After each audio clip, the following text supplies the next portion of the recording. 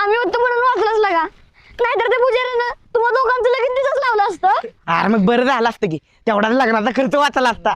अरे पण दवाखान्याचा खर्च वाढला असता त्याचं काय वाईट नसता गावातल्या लिहायला. अरे एका नाही दोन्ही बी गावातल्यांचा मार खायला लागला असता. वय मध्ये पण दुपारचं कोण नसतं म्हणलेलंस की तू हा? अरे वर्गातल्या पोरांकडनं काढलेली माहिती, पण त्या पुजाऱ्याचा दुपारचा मुहूर्त निघाला, त्याला मी काय करायचं. आपला बाप्ता मुहूर्त निघाला असता चांगलाच. देवानच माझी मदत केली म्हणायची बा. आम्ही का नाही लगीन केलं का नाही जोडीन जाणार आहे बघ दर्शन घ्यायला. म्हणजे आज काहीतरी बोलणं झालं दिसतंय. डायरेक्ट लग्नाकडं. अरे आज आम्ही जोडीन दर्शन घेतलं. हायला अभ्या कसलं भारी नशीबवान आहे, नाहीतर आमच्या आयुष्यात नसता वनवासच आहे. अरे तुझ्या आयुष्यात वनवासाची हिरवळ तरी आहे, नाहीतर आमच्यात ते बी नाही.